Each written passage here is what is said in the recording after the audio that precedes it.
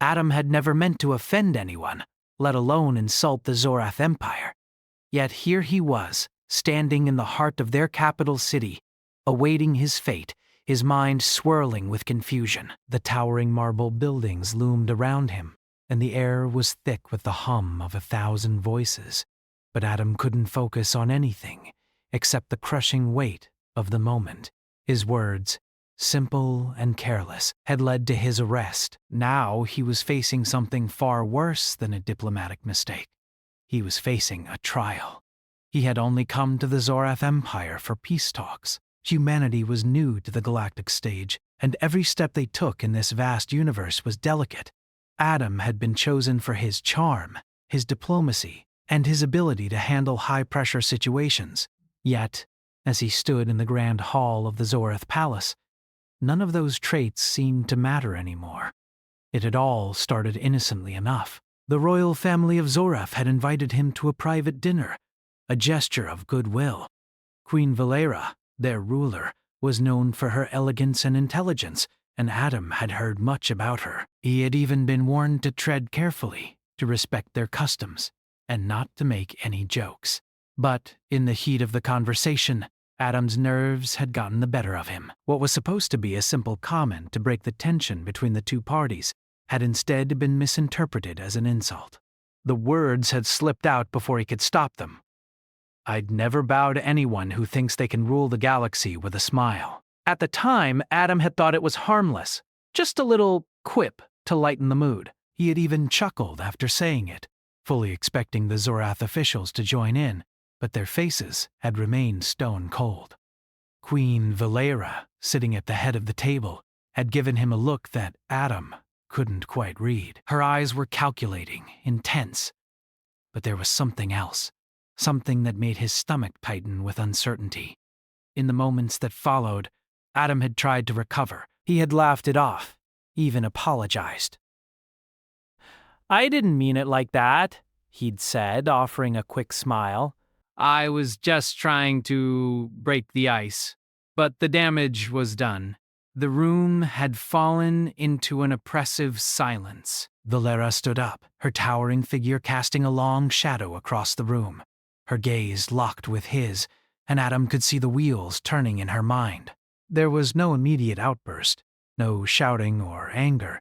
Instead, Queen Valera had simply nodded, her expression unreadable, before the guards had escorted Adam out of the room. What Adam didn't know then was that the entire incident would be seen as an unforgivable insult, not just to the Queen, but to the entire Zorath Empire. The Zorath people took their authority very seriously, and any challenge to their rule, no matter how small, was met with severe consequences. In their eyes, Adam had crossed a line that could not be uncrossed. The very next day, Adam was summoned to the court.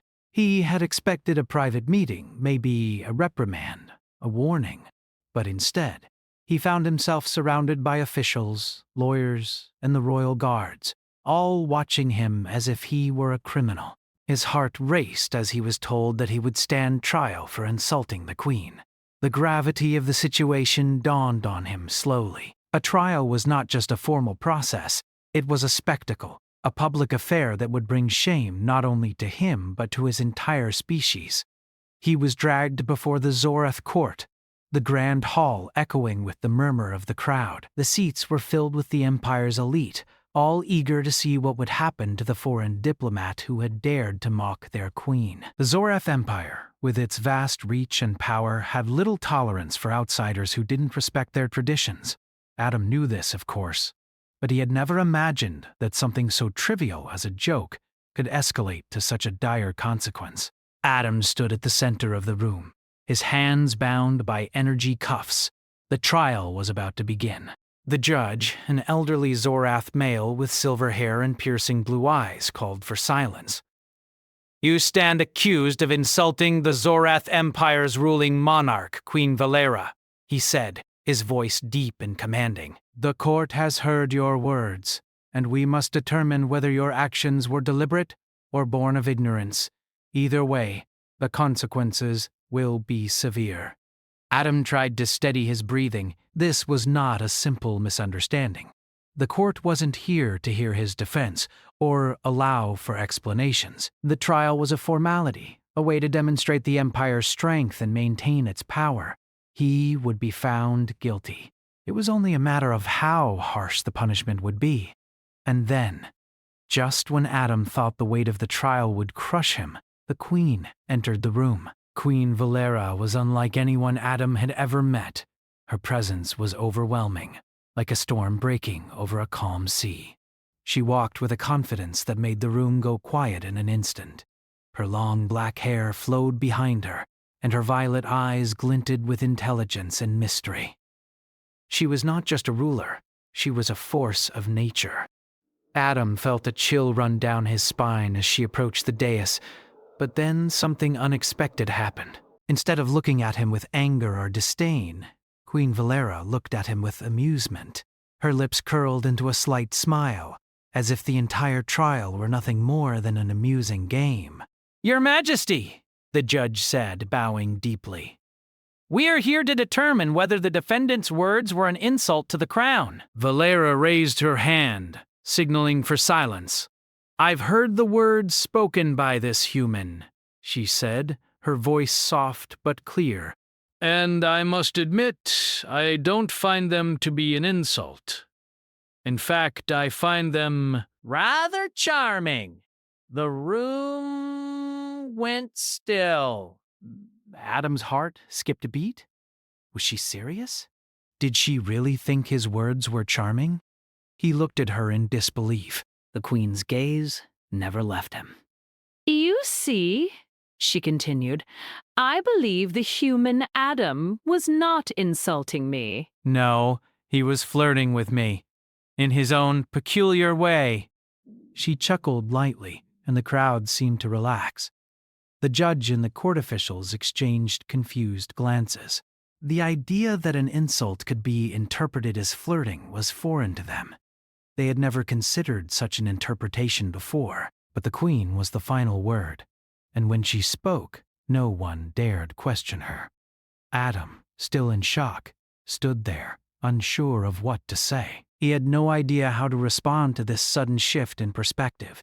One moment he was a prisoner, the next moment he was being treated like some kind of romantic figure. Was this a trick? Was he being tested? Queen Valera turned her attention back to the judge. "I will not punish this human for his words," she declared, her tone final. "Instead, I will allow him to remain in the Empire, where he will be properly educated in our ways. His punishment will be the lesson of our culture. Let him learn respect through understanding, not through force." Adam was still processing everything when he was escorted back to his quarters. His mind was racing. He had come to the Zorath Empire hoping to forge peace. But now, he found himself caught in a game he didn't understand. The Queen had decided to spare him, at least for now. But why? What did she want from him? The answers would come, but Adam wasn't sure he was ready for them. Adam's days in the Zorath Empire were becoming increasingly surreal. The morning after the trial, he was escorted to a luxurious quarters in the heart of the capital. The room was as grand as anything he had ever seen. Smooth, polished floors made from strange, dark stone, tall windows that overlooked the vast city below, and tapestries that hung from the walls, depicting scenes of historical significance to the Zorath people. Every detail seemed designed to remind him of the Empire's unyielding power.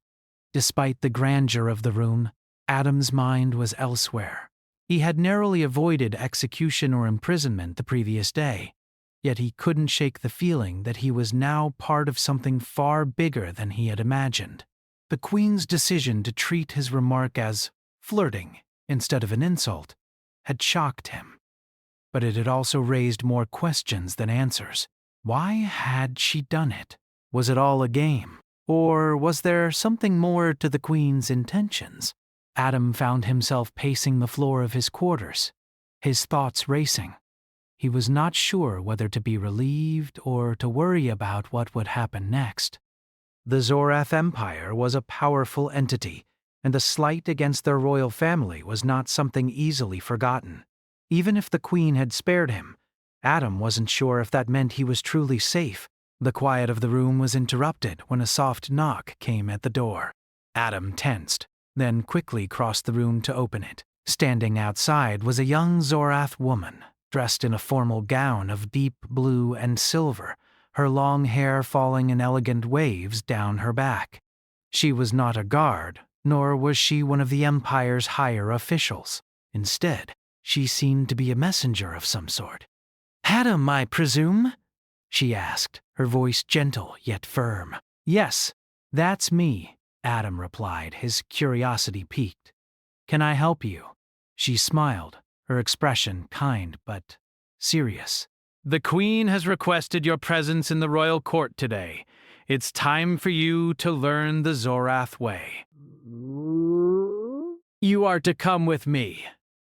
Adam hesitated. The last time he had been summoned to the royal court, he had been on trial. He wasn't sure what to expect now, but it seemed like this meeting would be just as important. With no real choice in the matter, he nodded and followed the woman down the corridors of the palace. The journey through the palace felt different this time. When Adam had been brought here the day before, he had been in a state of panic, his mind racing with thoughts of possible punishment. But today, despite the uncertainty of what lay ahead, he found a strange sense of calm settling over him. Perhaps it was because he had survived the trial, or perhaps it was because he had an inkling that the Queen's actions weren't just a display of power, but part of a larger plan. Whatever it was, he felt ready to face whatever came next. The woman led him to a large chamber with high ceilings and golden arches. Inside, the royal court was already assembled, and the atmosphere was charged with tension. Adam was ushered into the room, and immediately, every eye was on him. The Zorath officials, who had been present during his trial, now watched him with curiosity. But there was no anger or hostility in their eyes this time. Instead, there was something else, something Adam couldn't quite place. At the center of the room sat Queen Valera, her regal presence as commanding as ever. She looked much the same as she had the day before, tall, poised, and radiating authority. But today, her gaze was softer, as if she was waiting for something to unfold. Adam took a deep breath and approached the dais where she sat. "Adam," she said, her voice calm and steady, "I'm glad you're here. I trust you've had some time to reflect on the events of yesterday." Adam nodded, but he wasn't sure how to respond. "I have, Your Majesty, but I'm still not sure why I'm here. Yesterday I thought I had offended you, and yet you spared me." Valera's lips curved into a faint smile. "I did not spare you because I was being merciful, Adam. I spared you because you have something that I find—" "Your words, though reckless, were not as offensive as my people may have believed. In fact, I see them as a challenge." "A challenge?" Adam asked, puzzled. "Yes," she replied, her eyes locking onto his. "The Zorath Empire has been stagnant for too long. Our people have lived under the same traditions, the same rules, for centuries. Your words, though unintentional, have shaken something inside me, and I want to know if you can do it again." Adam wasn't sure whether to be flattered or fearful. Was she asking him to insult her again? To challenge her once more? But before he could speak, Valera continued. "However, I want to be clear. This is not about rebellion or disrespect. This is about awakening something new." "I want you to teach us, Adam. Teach us the ways of your people." "Teach us what it means to be human." Adam blinked. "Teach you?" "But I don't know what I could possibly teach the Zorath Empire. You're a vast and powerful civilization." "That is true," she said, her voice soft but filled with conviction. "But power alone is not enough. We need more than that. We need to evolve, to grow beyond what we have been. And I believe you, your species, hold the key to that growth. So I am offering you a chance, Adam. You will stay here in the Empire. You will learn our ways, and in return, I want you to share the knowledge of humanity. The way we think, the way we live, the way we challenge the status quo. Adam's mind spun. This was not what he had expected when he first arrived in the Zorath Empire. But the more he thought about it, the more he realized that the Queen's offer was genuine. She wasn't treating him as a prisoner or as a mere tool to manipulate. She was asking him for help. She wanted to change, to learn, to grow. And Adam, for the first time since stepping foot in the Empire, felt a sense of purpose. The Queen's voice interrupted his thoughts. But you must understand this, Adam. You are not here to speak freely as you did before. Your words, no matter how clever, must now have purpose. They must be thoughtful and calculated. You must choose your words carefully, for they have power, more power than you can imagine. Adam nodded slowly, the weight of her words settling on his shoulders. He had no doubt that he was now part of something much bigger than himself. The Zorath Empire, for all its power, was willing to change, and he was the one they had chosen to help them do it. I understand, Your Majesty, he said, his voice steady. I'll do my best to honor this opportunity. Queen Valera smiled, a glimmer of approval in her eyes. Good. We begin tomorrow. But before you go, I want you to meet with the Council. They will be your first teachers. They will help you understand the complexities of our culture, our history, and our values. Only then will you be able to teach us what we need to know. Adam stood before her, a mix of uncertainty and excitement rushing through him. He had no idea what the future held, but one thing was clear. His life had just changed forever.